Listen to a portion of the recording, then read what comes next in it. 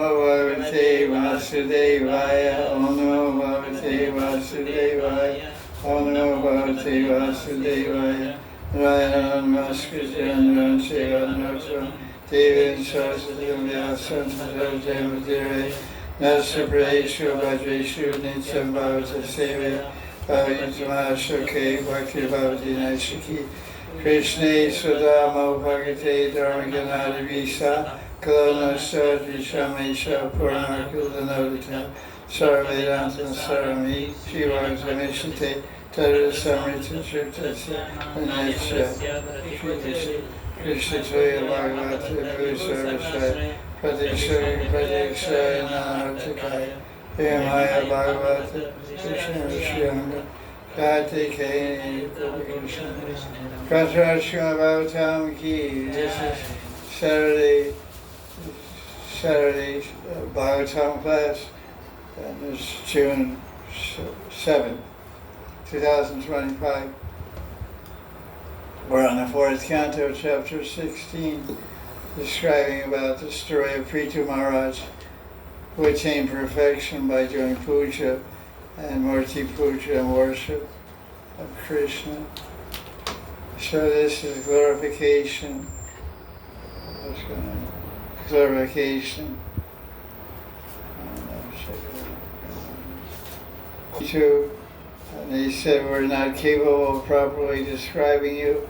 You're the best of the devatas, and you're born from Vena, etc.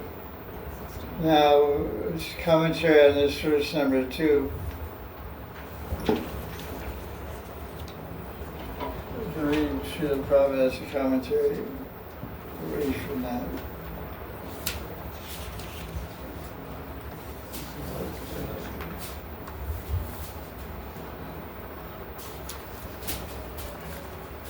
Very interesting commentary of Prabhupada, verse number 2. There's some Canto appreciate. It's AK's work. Okay. So in this verse, you see in verse number 2, chapter 16, the word is, second line says Maya. So this word, according to Jiva Goswami, Maya, of course, has many meanings, but Prabhupada and Jiva Goswami is in his commentary, which we find also in Vishnu's commentary. It says it means your causeless mercy.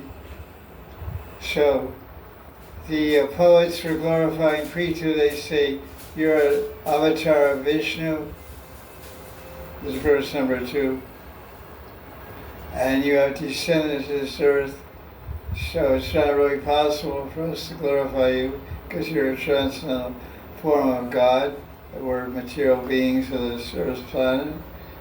And you appeared for the body of King Vena, and even great personalities like Brahma can't really fully describe the extent of your activities. So Prabhupada's commentary says, Maya means there's two kinds of Maya, Yoga Maya, Mahamaya. Both these Mayas are different expressions of Krishna's internal potency.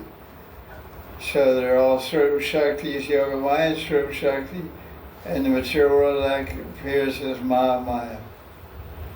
So one is Durga, one is Purnamasi. But it's Krishna, ultimately it's Krishna's energy, it's just manifests in different ways. You have one AC, but it also becomes a heater in the winter. It's one machine that can make heat in the winter or cold in the summer. So Krishna has one energy, Swarup Shakti. He expands it in two forms, as Yoga Maya, Mahamaya. They're different expansions of Krishna's internal potency. And Krishna appears through his internal potency. There's a verse in Gita,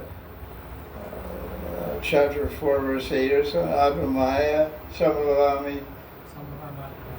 How does it go? You know the verse?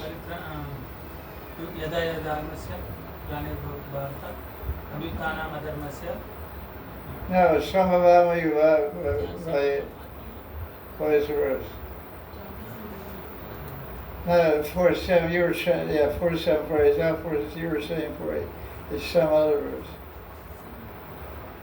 I appear in my, in other words, Krishna is right here, right now. He's right in here in front of us. When we have pure consciousness, full of praying, we can see Krishna that comes, shows himself. Like he came out of the pillar for that. He'll come out of your heart, he'll come out of the air, he'll come out of the air molecules and show himself. But he's right there. He's right in front of us. We can't see him because we don't have Premanjana Church to walk through those things. We don't have the eye supreme. Let's go on when he said, what's that verse? I think it's fourth chapter or something. Samavami Yatamaya.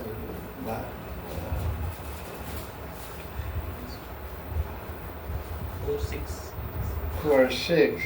Ajopisan Nagaya Bhutana Nishwaro Pisan Prakriti Swama Distaka Sambho Amatma Mahaya. Yeah, it's very important verse for your translation.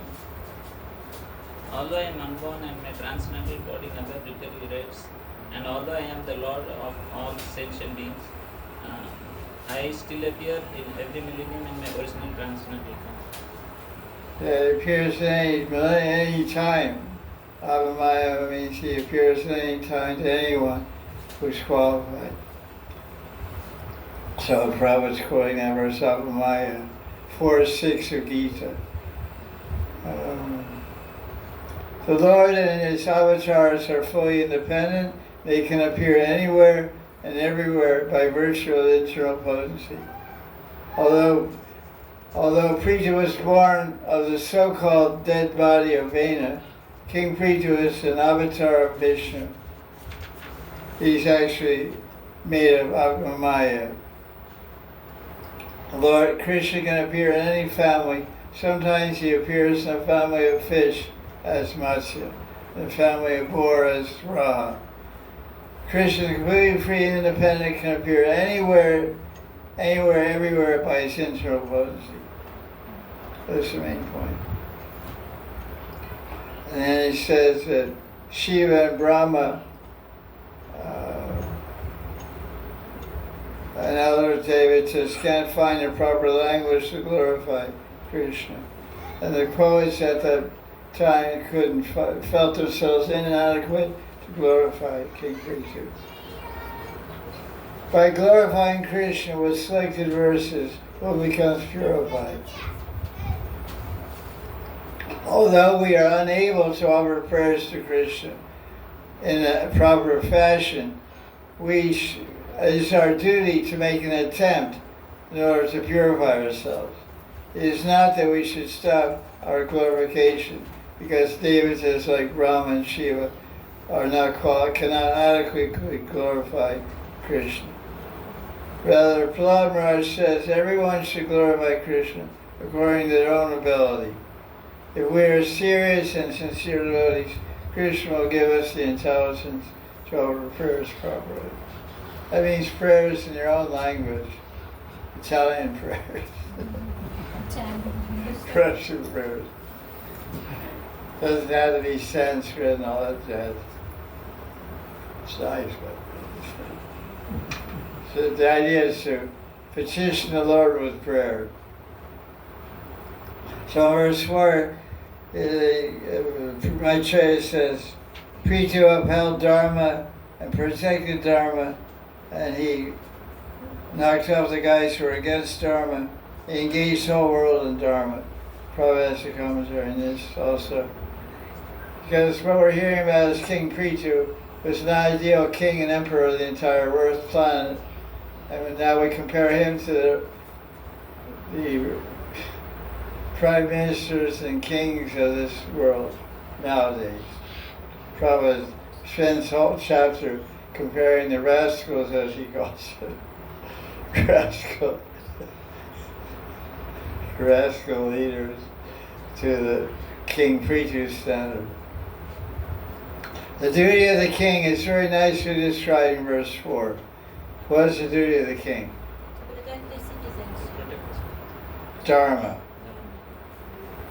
to uphold Dharma, to engage the citizen in Dharma, and to what a principle of Dharma is protect the citizen, feed the citizen, educate the citizen, protect the citizen, make sure the citizens are happy and peaceful.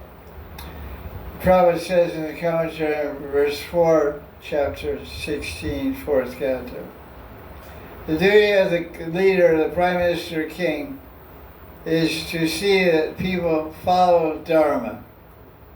The king should also be strict in punishing atheists. In other words, an atheistic or godless government should never be supported by a king, prime minister, or president.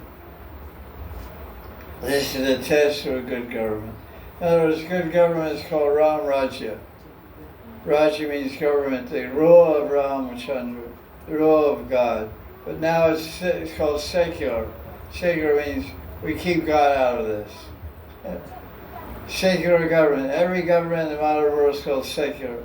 They don't favor any particular religion. They don't condone it. They don't discourage it, unless it's China and other places are atheists. Communists are against all religion. But most governments are called secular. And then the Prabhupada said, in the name of secular government, the president or prime minister remains neutral, allows people to engage in all kinds of irreligious activities.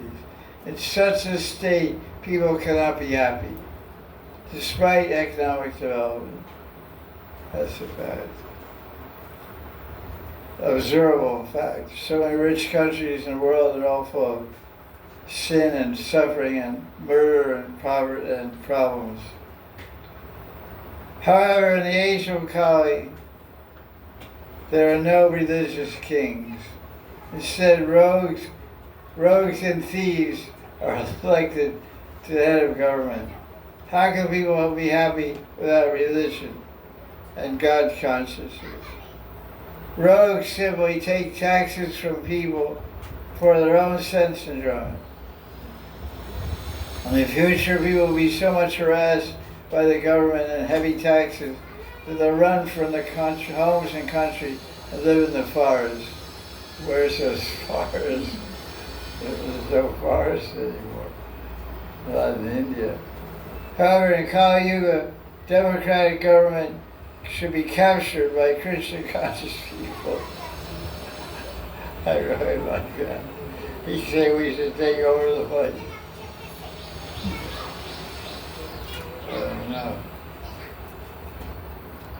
If this can be done, the general populace can be very happy.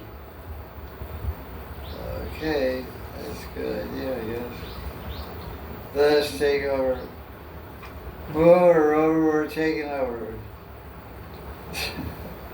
So verse 5,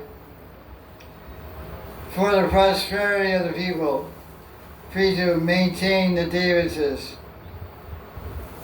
and heavenly abode at the same time. Commentary, Maharaj. Preacher Maharaj understood that the devatas have to be taken care of in order to have peace and happiness on earth. So he performed so many yagas and sacrifice. Not only did he attain perfection by archana, the archana of Preacher Maharaj also includes archana of Devata Puja, worshipping the Panchopasana, Indra and Durga and Shiva and Surya Deva. And he worshipped all the gods and devas and devis so that they could benefit the people on earth. Have a proper rainfall from Indra, proper sunshine from Vivishwan, and Narayan, and proper oceans and weather from Varuna. In this way, he arranged for proper rainfall and other facilities for the prosperity of the earth. Because our prosperity depends on the happiness and satisfaction of God and the devatas. It's a joint effort. We try to make these joint effort, joint company, Indo-Russian joint effort. That's nice. India benefits by Russian intelligence and science advancement. But humanity is supposed to have a joint venture with the devatas, with Vishnu and the devatas. That's all missing now. Prabhupada's commentary on this verse. Very nice commentary. The devatas are in charge of different departments of the universe, and they can maintain the world as assistants to Vishnu. When an avatar of Vishnu appears on the planet, the devatas like Surya, Chandra, Indra all join that person. Consequently, the avatar of Vishnu is able to act for the devatas to keep the planetary system in order. The protection of Earth is dependent on proper rainfall. This is stated in Gita and other scriptures. Yajna are performed to please the devatas who are in charge of rainfall. Verse chapter 3 of Gita, verse 14. Anad Babaji Bhutani. Yajna Bhavati Parjan. Parjanya means Indra, rain god. So Yajna Bhavati Parjanya. By Yajna, Indra is pleased, and then he makes rain. And then we get food, and the earth becomes happy. The proper execution of Yajna is required. King Prithu alone would induce all the people of the world to engage in Yajna, so there would be no scarcity or distress. In Kali Yuga, the secular state, the prime ministers and presidents are all fools and rascals. Well, he doesn't. He has to make friends too easily. Prabhupada didn't read Dale Carnegie's book, How to Win Friends and Influence People. There's a famous book written in 1930 by Dale Carnegie, How to Win Friends and Influence People. Well, everybody reads it because studies business. So Prabhupada didn't read that book. He's not exactly an ambassador of goodwill. He's an ambassador of truth. So there's a phrase that Satyam Bruya, what does it say? Truth to be spoken sweetly, what is it? Satyam Bruya, Priyam Bruya. Satyam Bruya, Priyam Bruya. The speech should be sweet. The Brahma says all the presidents and prime ministers are fools and rascals. They're ignorant about the intricacies of nature's cause and ignorant about Yajna.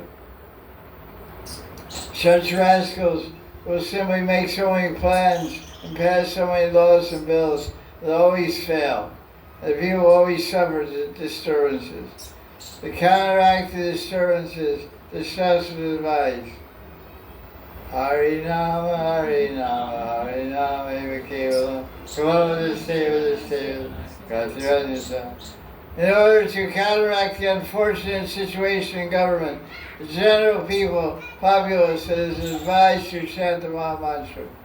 Hare Krishna, Krishna Krishna, Hare Hare, Hare Rama, Rama Rama. So, imagine Prime Minister Modi playing Mridanga, the Kirtan, the Raj Bhavan,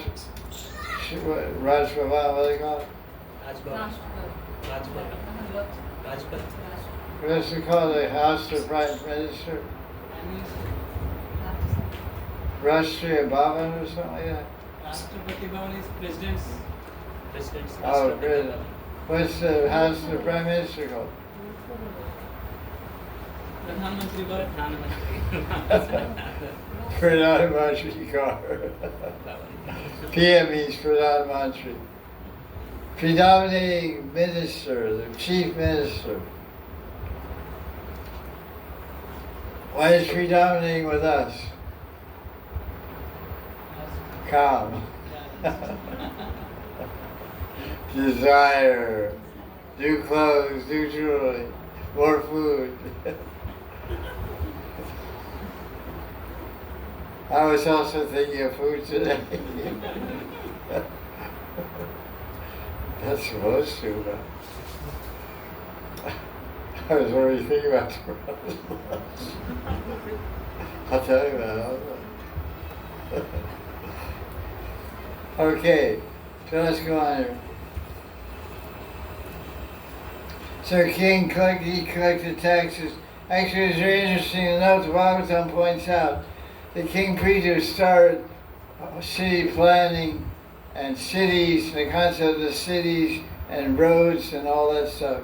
And, residential area, industrial area, all that was done by Prithu, as described in this chapter. Okay, let's go here.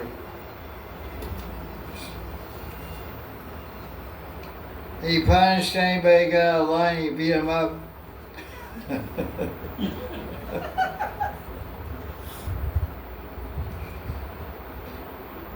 Verse 15. He was called Raja. The word Raja has different meanings in Sanskrit. What means Raja? It means shining. It also means pleasing. So he's a Raja, he was a Maharaj, he was a king, but he was very shining and effulgent with knowledge and dharma, and also because he was very pleasing to the citizens, because he keeps somebody happy, you're pleased, So he kept them well fed and protected and peaceful. What more do you want?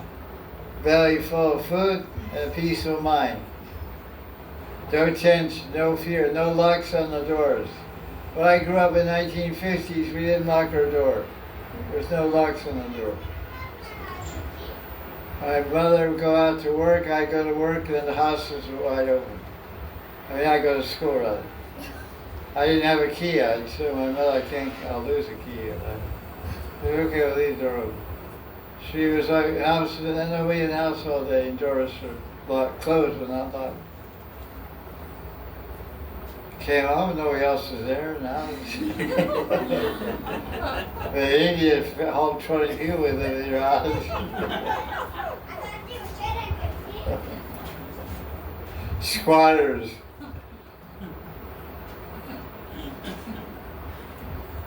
So verse 15 says he'll please all the world by his activities. All the citizens will call him Raja, meaning a very pleasing guy, very nice guy. The Prabhupada has a commentary in this verse. We can read that.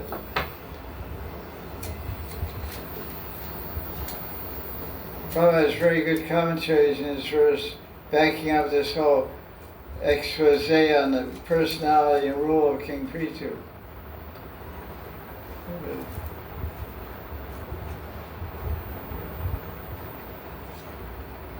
The king will please everyone by his practical activities, and all the citizens will remain very satisfied. Because of this, the citizens will take great satisfaction in accepting him as the ruling king. You can imagine, if you're happy and satisfied, you're happy to pay taxes.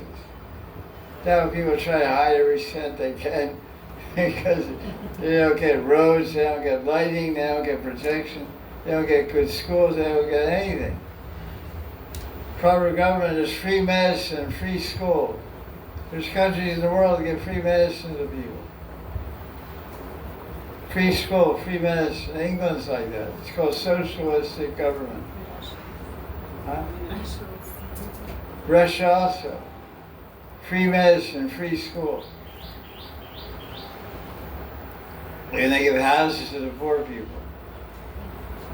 It's not every government is like India or America. Anyway.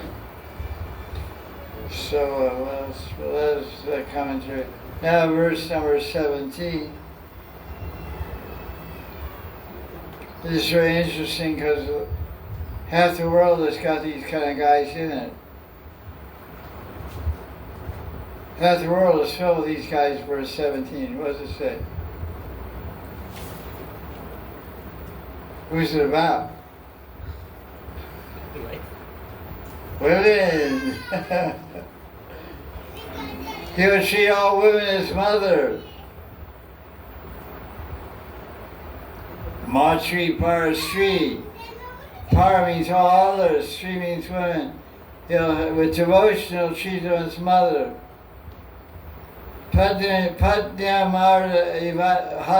His wife will be considered half of his Atma. Praja means living beings under his control. He'll be affectionate on the father. What does it say? Prajavasu Pichivat Stigda. Vat means possess. Possess. We say Bhagavat means one who possesses Bhagat, auspicious opulences. Possess. Bhagavan, possessed. So, Pichivat means he possesses the idea like a father, like these are my ancestors, these are my relatives. And Stigma means stay, means affectionate. And all his kinkar, all the servants of the king, he'll be a servant of the followers of the Veda. He'll be a kinkar Brahmavadina. Brahma means the Sutta, means Shabda Brahman. Brahmavad means the speech about Brahman, the speech about spiritual reality. Brahmavadi, Vad means speech, talk. Mayavad, talk about illusion. Advaitavad, talk about non-dual reality. Advaitavad. So he'll be Brahmavadi, a king, he'll be a kinkar, a servant. So he's Naradeva, the king is called Naradeva. He's a devata among the human beings, Nara. But he considers himself a servant among the rishis. The king is a servant to nobody but the rishis, the Brahmins. So Brahmavadina means the Brahmins who are speaking transcendental wisdom. He'll be a kinkar, he'll be a humble servant to them.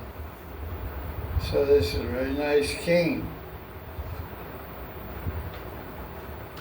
This verse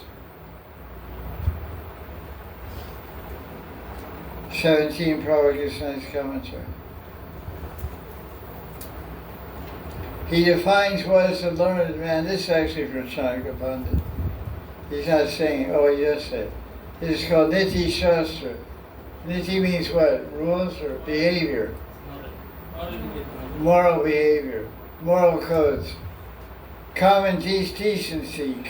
Common sense. Rules of humanity. Rules of etiquette. Rules of moral rules. So what is considered learned treats every woman except his wife as his mother. He looks at others' property as garbage in the street. It's actually explained in a country recently. Mongolia, I think it was Mongolia, or some Buddhist country. Even 20 years ago, if somebody left a bag of gold on the street, no one would take it. If you were walking somewhere and you stopped and you started walking and you were carrying some different bags, you had one bag of gold, and you set it down, and when you got to your destination, where's that gold? Oh, that's on the road. You go back a week later, it'll still be there. Huh? Maybe Japan or Mongolia, some country has this seeing others' property. It's not mine. I have nothing to do with it. I don't even touch. They have a rule in America: don't touch someone else's things. These are my things, but here it's all one over here. Because we had joint family, we had joint mess, we had joint clothes. My sister wears my clothes. My mother wears my clothes. I wear my mother's clothes. It's now one. But in America, it's one and different. My car, and he treats others as he would treat his own self. These are symbols of a learned person. This should be the standard for education. education does not mean having academic degrees only.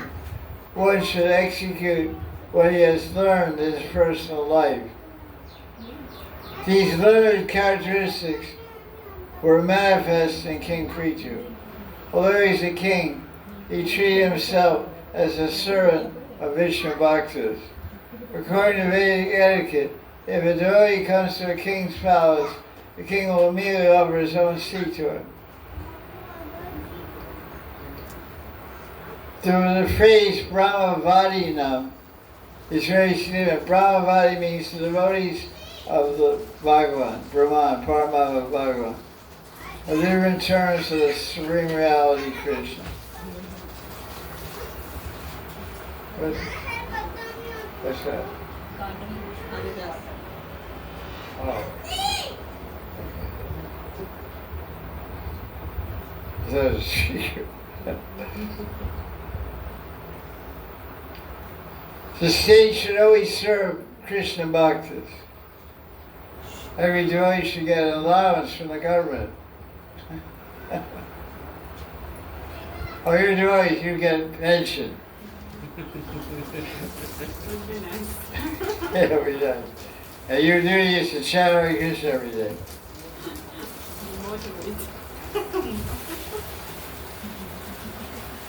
The ideal state should conduct itself according to the instruction of devotees. Because King Prithu followed this principle, he is highly praised. That's really good. Okay, now text 17. He will, we're reading that one now. He will treat others. Oh, sorry. Yeah, I'm reading 17. I read it. Okay. Now we go to verse 19. Kutasta. Read the Sanskrit 19. Ayam tu sakshat bhagavan stadisha kutastha atma salayavatinam yasminna vidya rachitam nirattakam pashyanti nanatvam pratitam. The king is directly Bhagavan, Sakshat Bhagavan. Sakshat Bhagavan. Master Sri Adi, Sri Isha. He's Isha, controller of Bhurvavasva, the three worlds. He's unchanging like the Paramatma that's appeared as a Kala, a portion of Vishnu.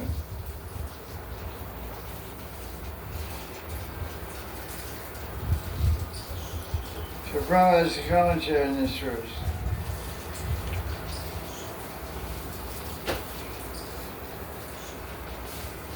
Kutasta.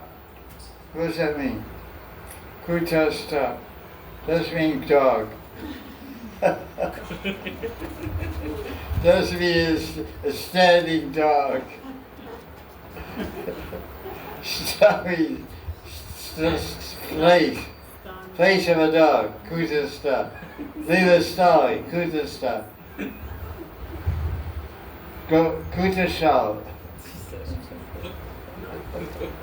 House of the dog.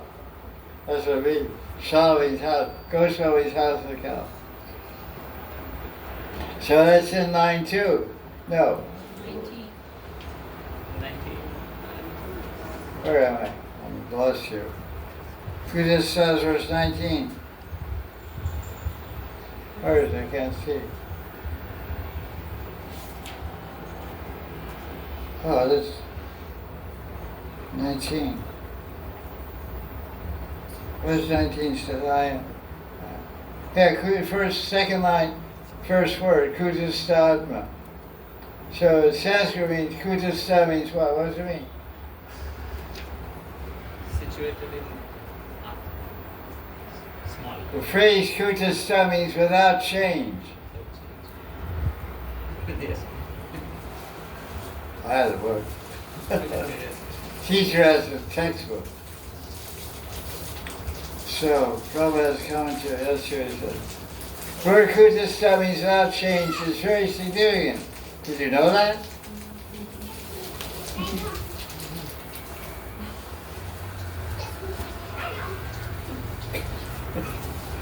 There are two kinds of living entities, Nityamukta and Nityabhata. Who's Kuta stuff? Right. And Nityamukta never forgets his position as eternal servant of Krishna. One who does not forget this position is lucky. Knows he or she is part and parcel of Krishna. Is Nityamukta. Nityamukta entity represents Krishna as his expansion. Nityo Nityanam Chaitanya Chaitanam. Thus, the Nityamukta living entity knows that he or she is an expansion of the Supreme Nitya, the eternal Supreme Personality of God. Being in such a position, he or she sees the material world with a different vision. Living entity who is Nityabhata, eternally conditioned, sees the material varieties as being different from one another.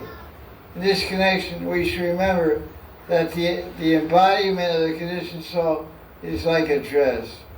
One's dress may be different, but a really learned man does not take the dress into consideration. Take off that dress.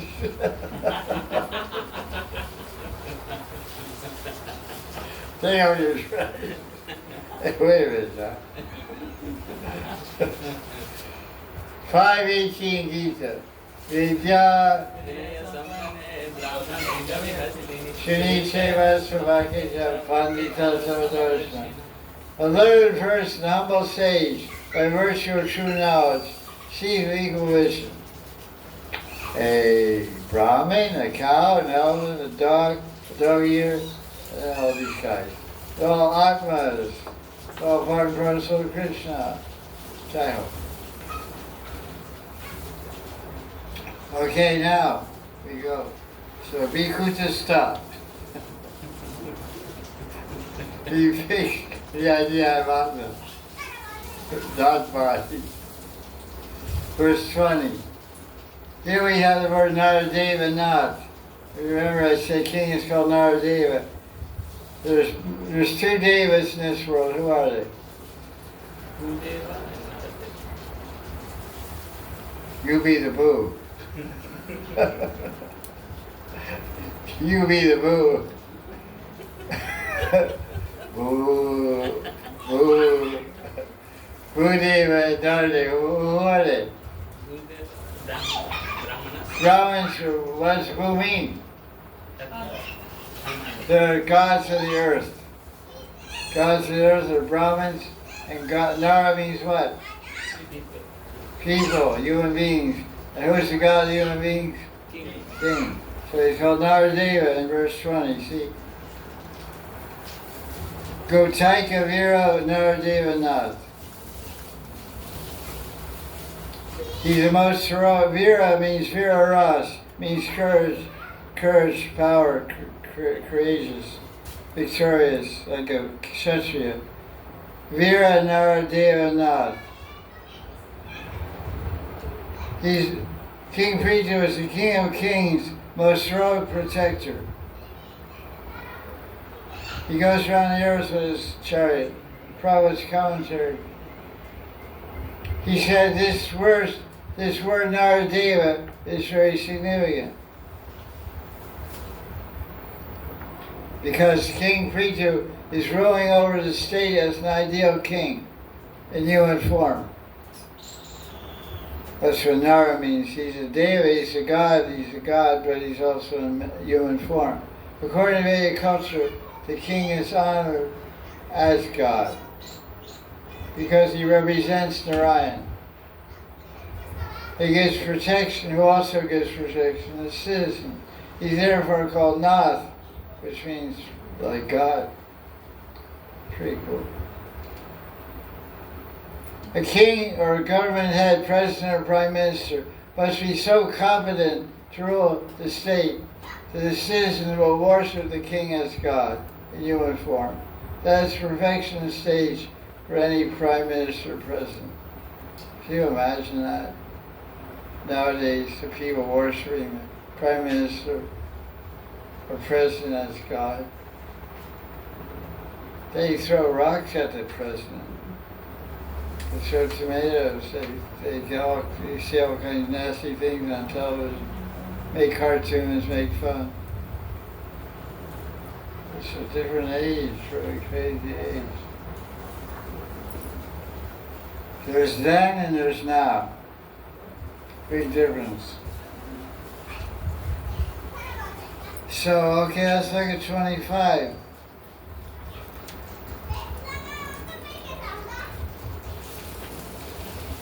Preacher met Sanat Kumara and got transcendental knowledge from him. Brahma Vidya. And that's how the chapter ends. He's a pretty lucky king. Yeah, association of 4 Kumaras, Sanat Kumara. And they taught him about spirituality. Now chapter 17. Preacher beats up Bhumi. So why this says preacher chastise the earth? What's the theme? Summarize this chapter? In this chapter, all the citizens come to Maharaj saying that they are very thin.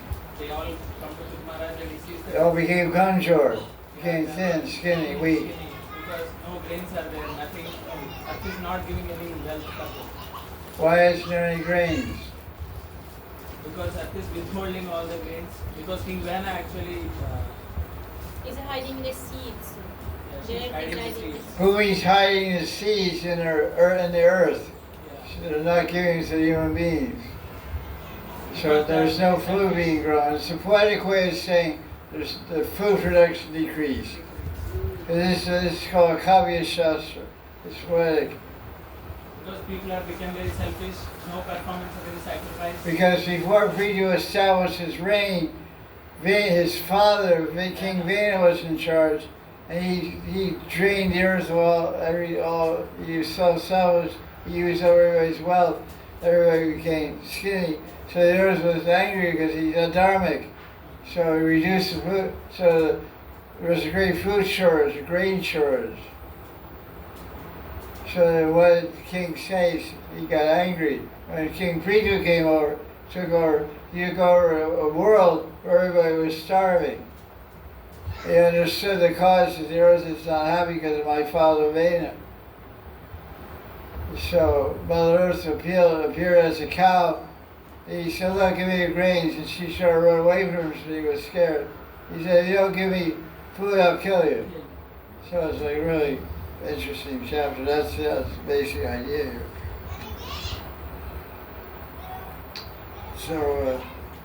So verse 5 of chapter 17. Vidura is asking questions to Maitreya. He said after King Prithu got this spiritual wisdom from Sanat Kumara, what did he do with it? He started a YouTube channel or what? He started an Instagram page?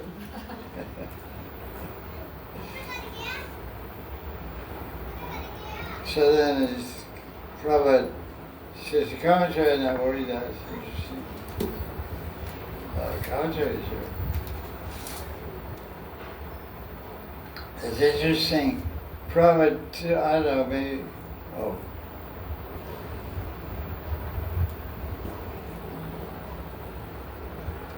what chapter is it? Oh, I missed commentary.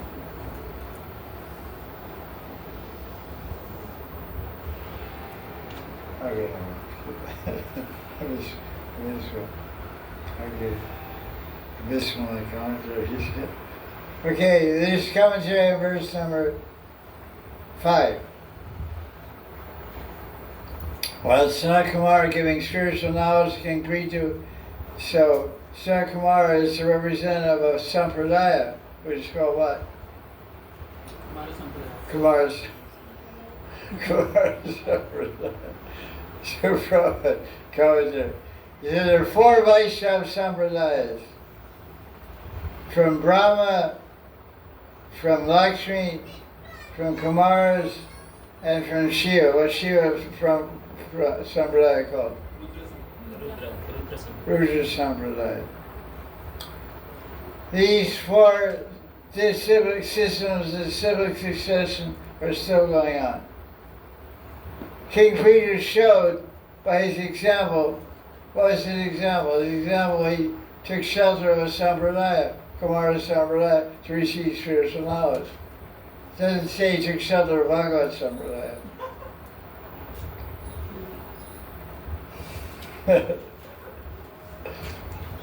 So topic on the back burner here.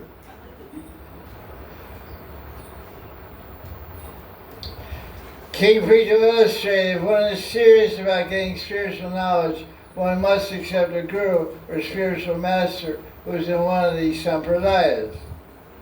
It is said, unless one accepts a mantra from one of these sampradayas, the so-called mantra will not act in Kali Yuga.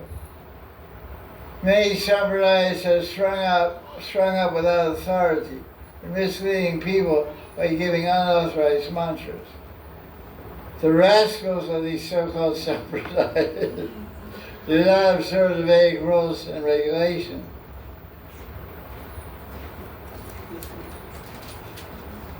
Okay, watch out. Let's see what else. They offer mantras and mislead people. Intelligent people know that such mantras will never be successful. As such, they never patronize such upstart spiritual groups.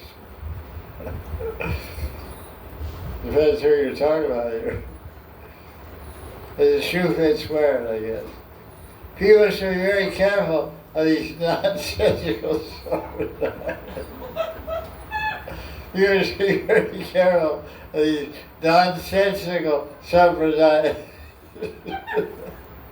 Prabhupada's really fired up. To get some facility for sense gratification, unfortunate people in this age can receive some mantras from these so-called sampradayas. Peter Maharaj showed his example that one should receive knowledge and mantra from a bona fide sampradaya. Therefore, Maharaj Pritham accepted Kumara as his guru in the Kumara Sampradaya. Pretty far out. So we're following Pritham Maharaj. We're in the Madhva Sampradaya. Right? Brahma Madhva Sampradaya. Madhva Gaudiya Sampradaya. Okay, let's go. Let's keep going here. Okay, kids. I will. Okay, text 12, 11. The citizen approached the king and said, "Look, we're hungry, man." Then he figured out in 13, he took up his bow and aimed his arrow at the earth. So Prabhupada have a commentary on this verse number 12. Prabhupada says, or 12 or 13. King Bridhu found the cause of scarcity of food grains. You understand, it was not the people's fault. They were not lazy in doing their dharma. Rather, the earth was not producing sufficient food, grains. So this means that the earth can produce sufficiently when everything's going properly arranged according to dharma. But sometimes the earth can refuse to produce food for various reasons. The theory that's populated in modern governments, there's a scarcity of food due to an increase in population, is a stupid idea. There are other causes that enable the earth to produce profusely, or start producing. So Prabhupada is making the point in the purport that the cause is not what you think it is. Because modern governments think the cause is always material. But the background of everything, the cause of all causes is God, who is spiritual. So the cause of a lack of food is not because there's too many people competing for the food supply. The cause of lack of food is no sacrifice, no dharma, no yajna. So no insufficient rain. If there's sufficient rain, you can grow food. You can grow wheat and rye and buckwheat. In Saudi Arabia, in the desert, rain is the essential element. So he makes a point. This bogus idea. There's too many people. The earth can't sustain. So you have to have population control. People like Bill Gates and all these guys. They're deliberately creating disease to knock out the population. They have a program called 2030. So by 2030, there's going to be half the population because they're going to kill everybody with disease. It's a program. So that's only 5 years away. You get to see it. It's all organized by all governments around the world. Yeah, half the population. That's their plan. So stay tuned. You all have to become Marines. U.S. Marines. Marine's a type of soldier. He's like a black cat. The Special Division of the Army. So they train them, when you're caught somewhere where there's no food, they drink your urine. In the Bible, urine is called the fountain of youth. The Bible, the Old Testament, somebody told the guys around in the desert, drink now from your own fountain, and you'll survive. So the Marines are trained to do that. So as it comes, there's no food, there's a last resort.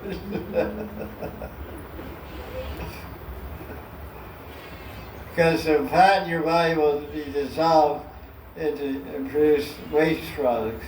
But one of them you can eat and stay alive. It's called survival techniques.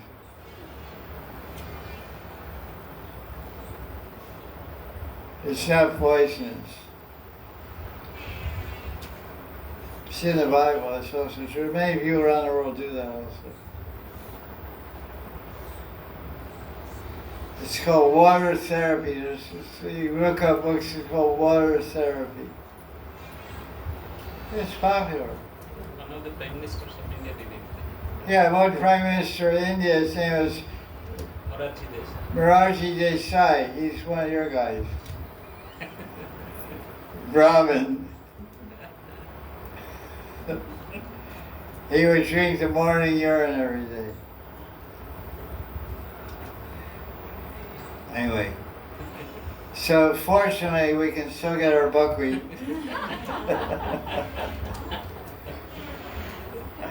And our maida and our urdal, you can South Indian guys. Urdals make big for you guys. Right? Those little puppy, little white thing, what they call? Idli. The urdal.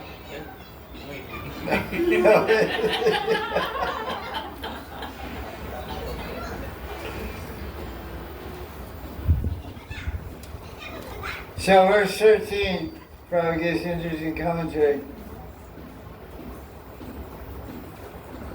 Oh, I already said it. Okay.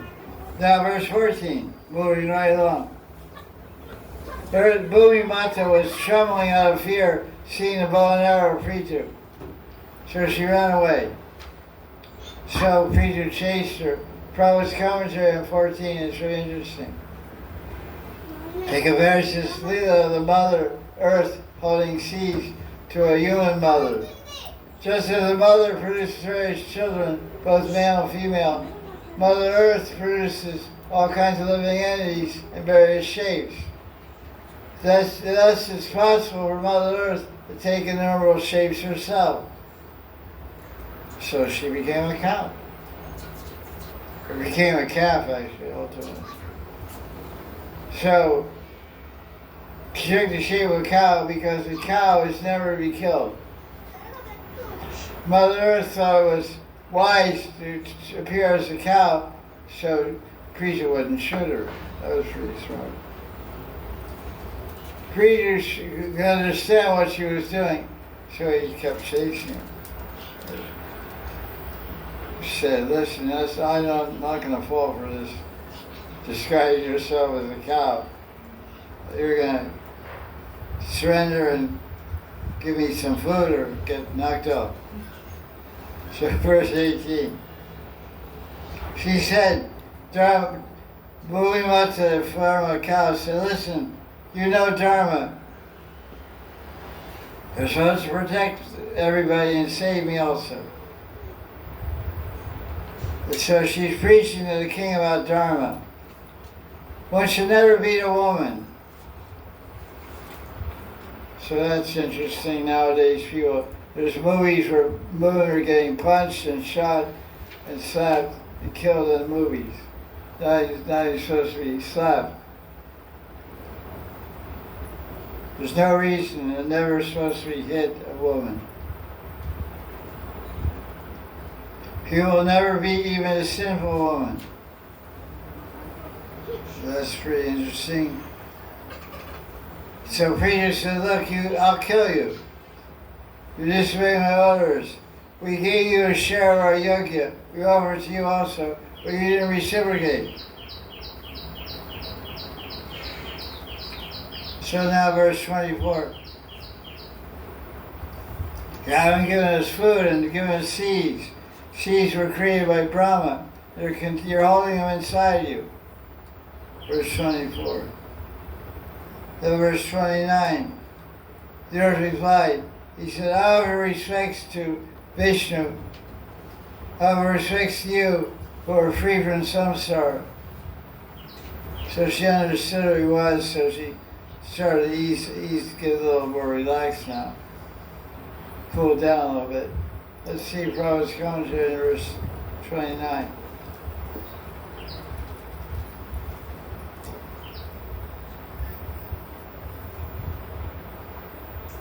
Okay.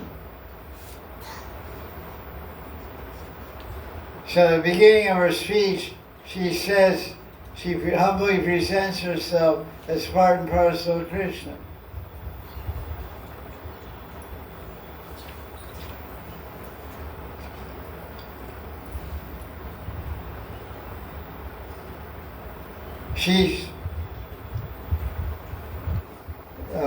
The cow Mata, Mother Earth, submits that the various bodily forms manifest in the physical world are different parts and parcels of the Rata Rupa Vishnu.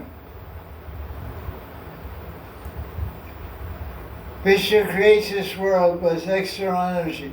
The external energy is not different from him. At the same time, Krishna does not directly manifest in the external energy, but he's always situated in the spiritual energy, as stated in Gita 9.10. Mayadhyakshena prakriti suyate satsratra hituna konte. What's the last one? Jagat Viparivartana. Jagat Viparivartana. Transformation in the universe. Okay, so the material nature is working under the direction of Vishnu, Krishna, but he's unattached to it. The philosophy of Lord Chaitanya is that Vishnu is one and different from his creation, which indicated to be totally.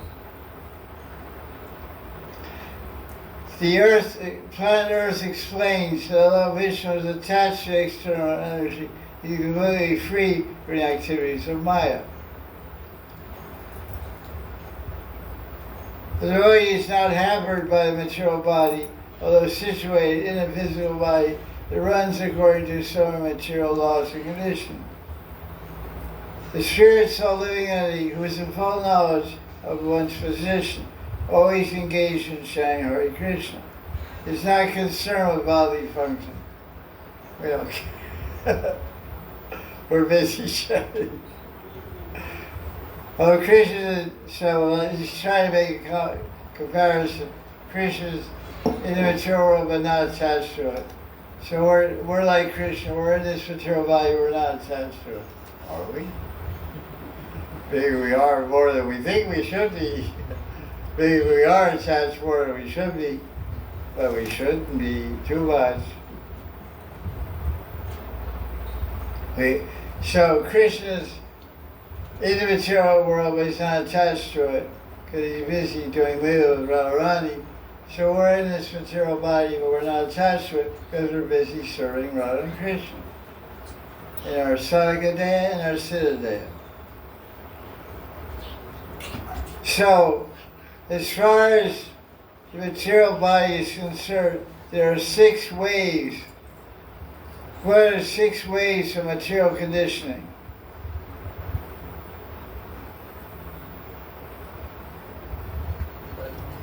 Birth is 1. Birth, old age, and death, that's 3. Growing, staying for some time, producing byproducts. No, that's exchange of material energy. This is waves. These come and go. Disease. Hunger, thirst, Sleep. and lamentation. Oh, I was young and my skin was tight. Now getting crow's feet. Woe is me, what should I do? Should I do Botox or facelifting? Put my face in ice water. Okay. Put your face in ice water every morning for 10 minutes. And chant 1 round.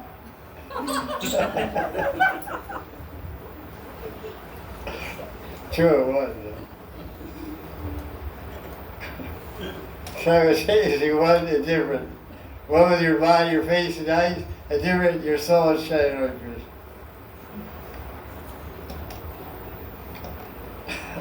So, we have hunger, thirst, old age, and death.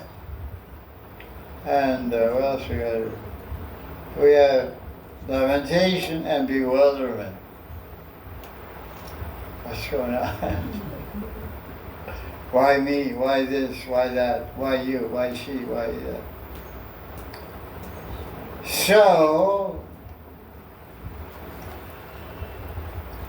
the Supreme Personality of God is all-powerful, master of all energies, has some connection with external energy, but he's always free from the interaction of external energy in the material world. So we should be the same. We should be the Supreme Personality of this body. So we should have some connection with it, but not much. Like I always say, soul first, body second. Right? Right. Okay, let's go on.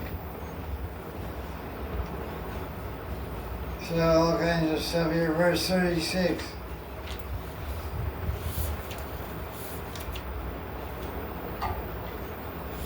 This whole preaching of Dharma in the form of the mother cow.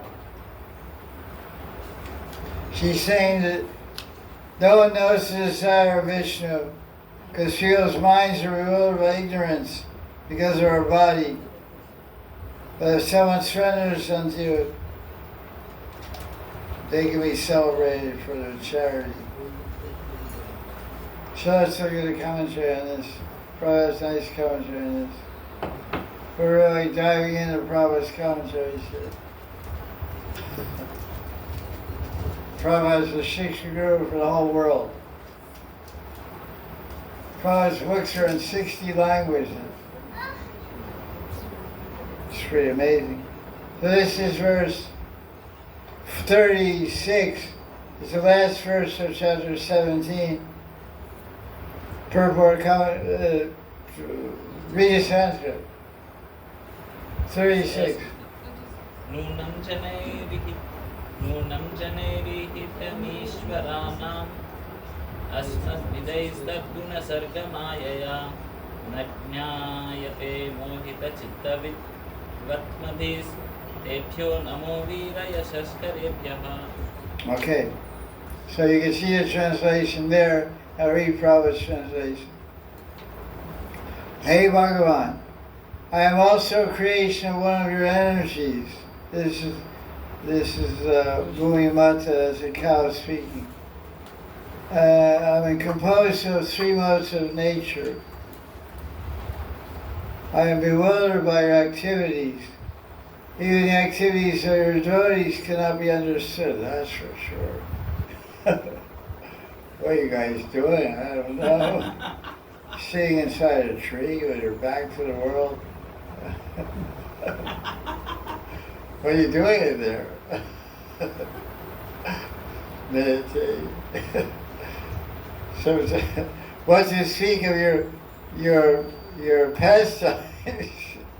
Everything appears to be contradictory and wonderful. So that's the bottom line. It's wonderful. Mohita Chitta, Varnavis. So let's see the commentary. The activities of Krishna in his various forms and incarnations are always uncommon and wonderful. It is not possible for a tiny human being. Do you know you're a tiny human being? You're tiny. You think you're really big, but you're not. Tiny human being. Estimate the purpose and plans of such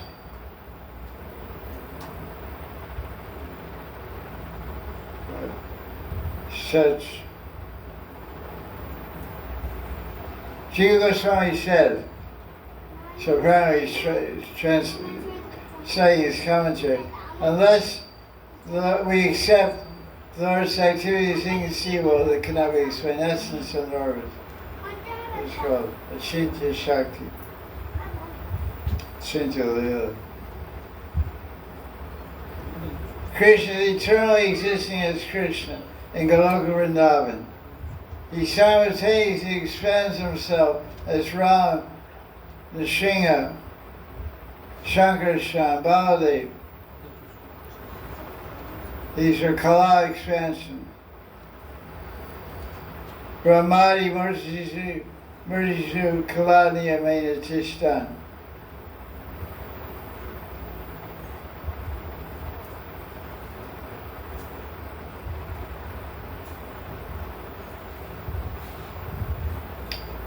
Krishna expands in innumerable forms and acts in various ways. Sometimes a common person is bewildered by all this and considers Krishna's activities contradictory, but they are not contradictory. There is a great plan behind all of Krishna's activities. For our understanding, it is sometimes said that Krishna is situated in the heart of the thief, as well as the heart of the householder. But Prabhupada tells a story on this, which I already told you once before. On Amavasya night at 12 o'clock, the thief, who is a devotee, is praying, "Hey Krishna, please allow me to break into a house and rob it." And the guy who owns the house is also a devotee, and he's praying to Krishna, "Hey Krishna, please tell anybody, thief, come break my house and rob me." So now what's Bhagavan going to do? Whatever is best for both. Because Krishna has fulfilled the desires of both his devotees. One devotee is a thief, praying to break in and rob. The other devotee is saying, "Please protect my house and don't rob." So how is Krishna going to solve this dilemma? The thief loves it and Krishna replaces it. Yes, thieves will change other house, local house, not devotees' house. Krishna will direct the thief to rob the house of a non-devotee.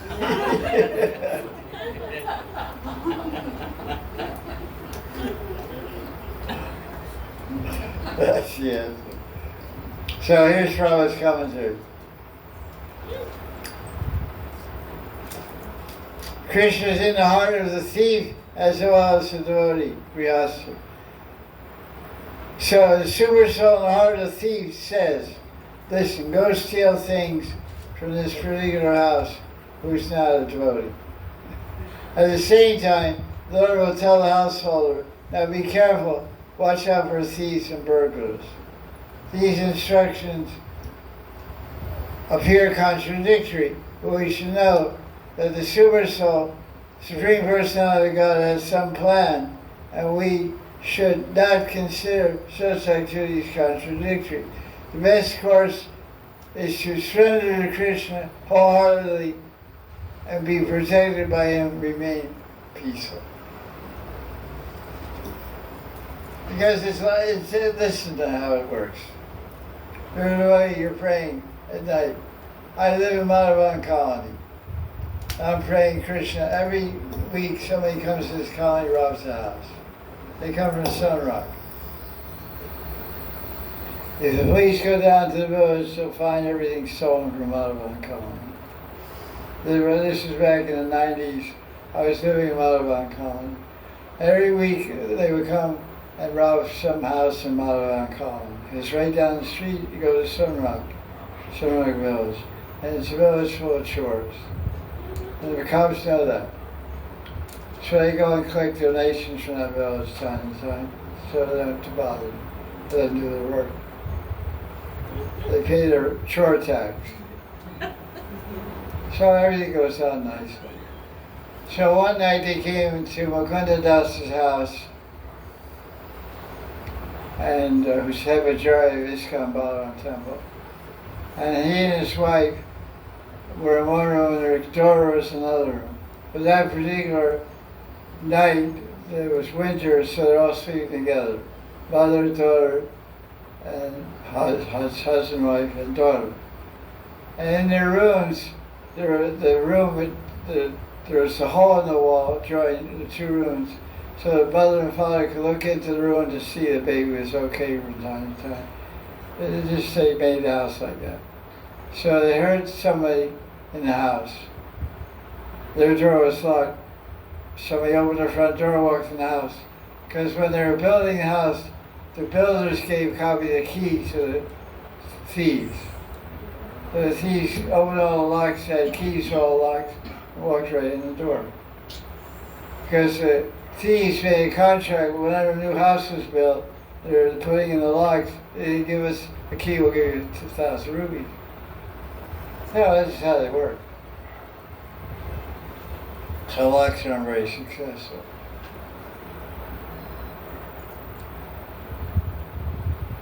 So they just walked in there. So they looked through the hall. Oh no, what it was is, this particular night, they all slept in the daughter's room.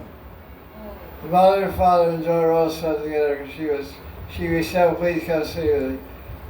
So the mother and father's room, they went in there.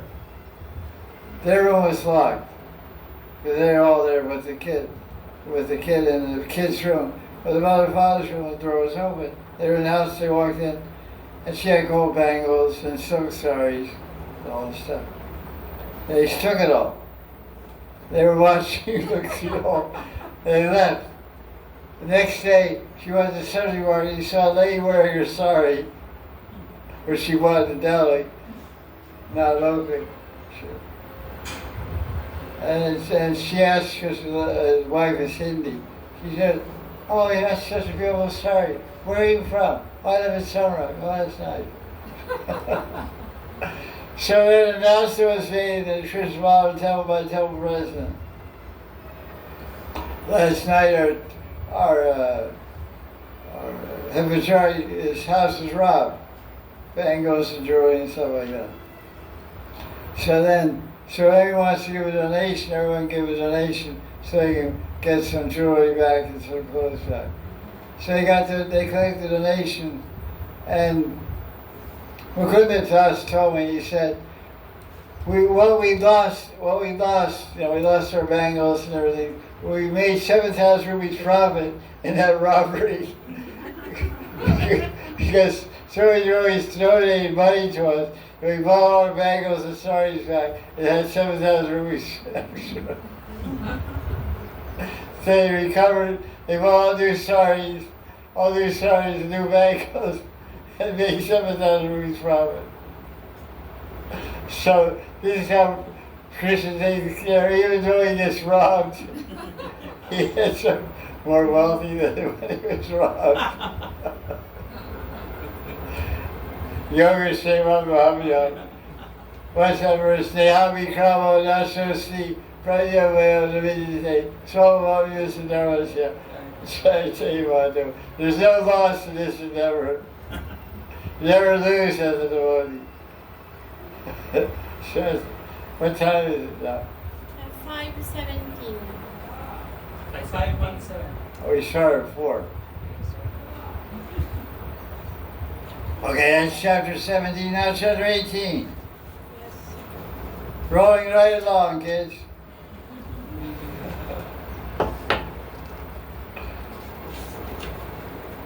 Okay. That's a funny story, huh? Happy ending. They watched, there's where's my sorry. Here's my back. Otherwise they could kill him. Otherwise they could kill him. Yeah, it could get pretty weird, I guess. So Krishna saved them. We're all good devotees now. So, chapter 18 is called Milking the Earth.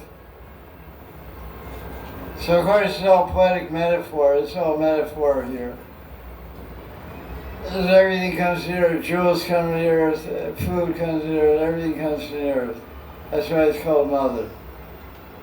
Bhumi Mata, Mother Earth. So it's called Milking the Earth because you've seen in this chapter the different people approached the earth for different things. And the earth became a cow, and they milked the earth, and milk was given to different personalities, and it turned into satisfy their desires. So let's see.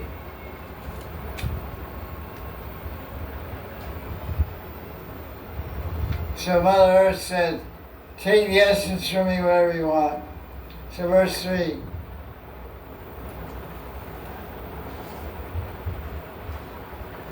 So different methods are used to get things from the earth, such as agriculture and yoga, etc.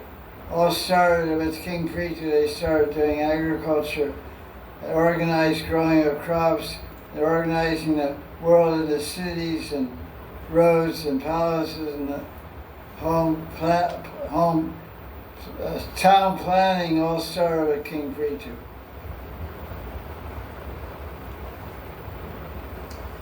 So, verse 7.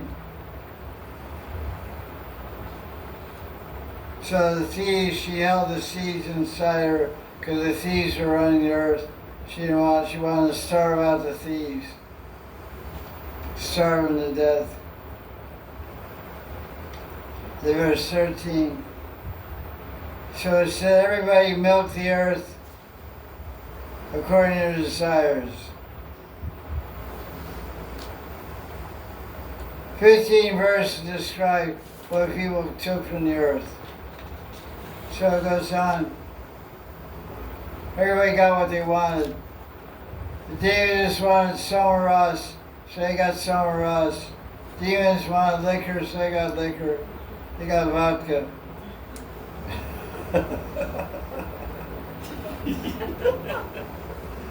Just make it localized, yeah. The Gandharvas got songs, and the Fijis got some liberation, and they got some food to eat, and the Siddhas got cities, and the Vidyadhars got wings to fly around with, and the King Purusas got tricks, became invisible. Yakshas got a bunch of meat and liquor to eat. Snakes got poison, they like poison, they got some poison.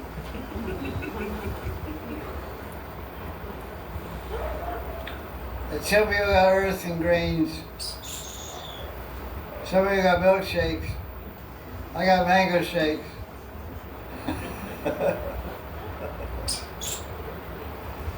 So verse 26, every living being had got what they wanted. Let's see what Prabhupada's commentary is in this one. 971. Okay. 971a. The planet Earth supplied everyone what they wanted, whatever food they wanted. During the time Preeti, the earth was under the control of a saintly king. The inhabitants of the earth got their food by creating different types of calves and putting their types of milk in various pots. So I got my mango shake. Blueberry milkshake. Hey, where's that blueberry? Sure. It's nice, man. Here's a commentary from it. This is proof that Krishna gives food to everyone. Eko bhunam yovidati kama. Although Krishna is one, he supplies the needs of everyone by earth, through the earth. Everyone derives their food from the earth.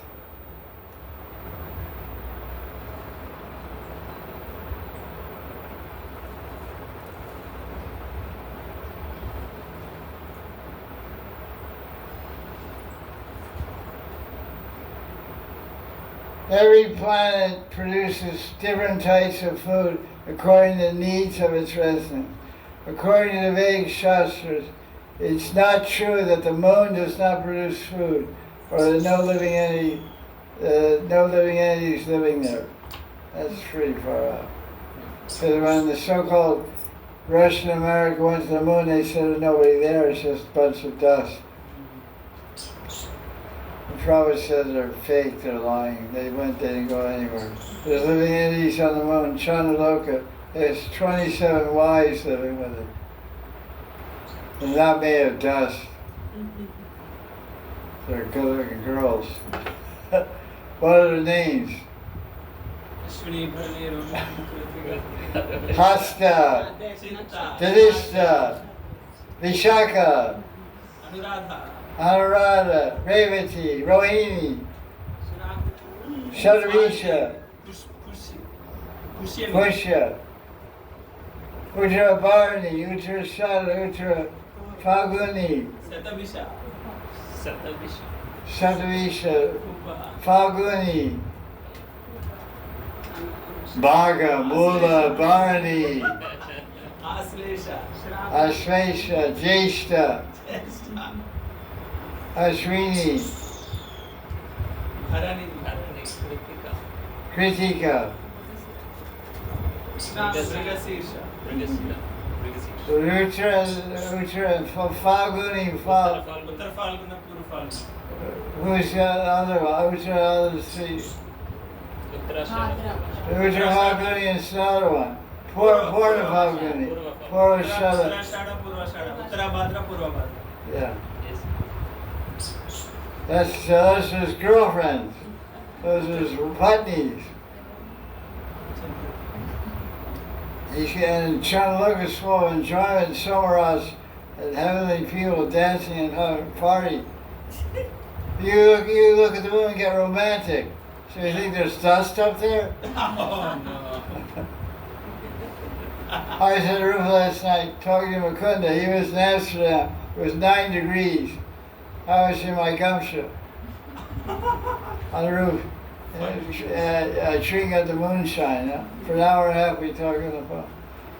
It was like, oh, so much moonshine. You were out? Nice. This is full moon time. It's time to get the moonshine. That'll charge your brain. Your brain's too dull, fall asleep all the time. Watch out. Watch out.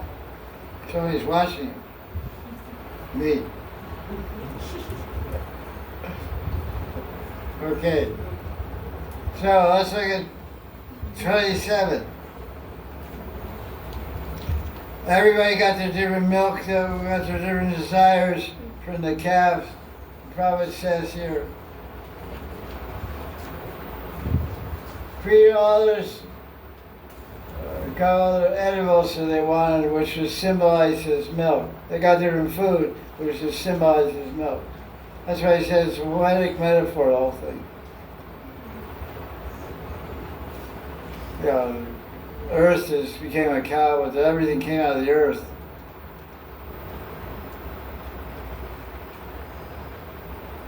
King Prithu was very satisfied with the earth, and he felt like she was his daughter. Prema to hit this verse 27. 28. King Prithu was very satisfied with planet Earth, and she gave all the food to everybody that they needed. He showed affection for the earth, just like his own daughter. Prema to hitcha vatsala. To hitcha vatsala means affection for the daughter. So he became like a father towards earth. That's nice. So happy ending to their exchange. She surrendered and gave him what he wanted, and everybody was happy. Happy ending. And happy ending to the chapter. And happy ending to you too.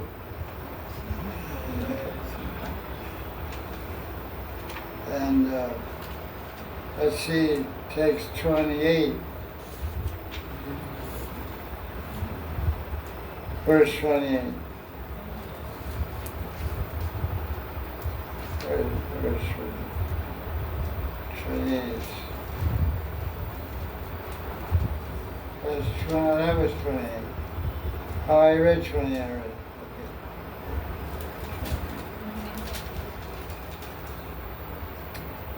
Okay, we're what chapter are we? 18.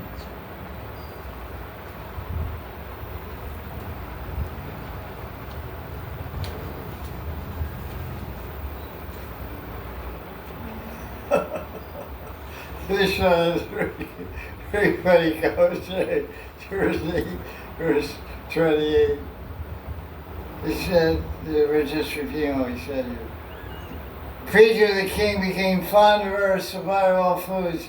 Out of affection made her his daughter. He was affectionate to his daughter.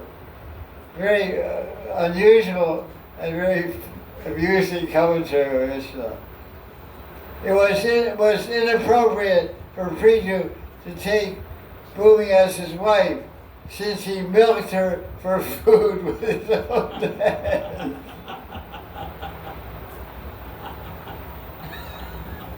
That's pretty really. He milked. Feel embarrassing to do that to your wife, you know. It's inappropriate to take her as his mother, since he threatened to punish her with arrows in his hand. Finally, when affection manifest, he accepted her as his daughter.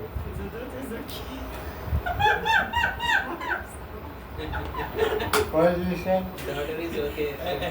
Daughter is okay. Take all things from daughter. That's what I said. It's pretty interesting.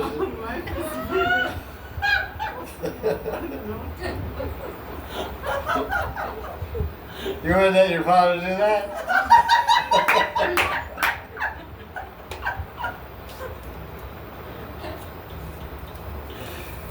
It's very amusing purport. I don't know what his idea was, but it's true. Let's look at Prabhupada's commentary on this verse. There is none.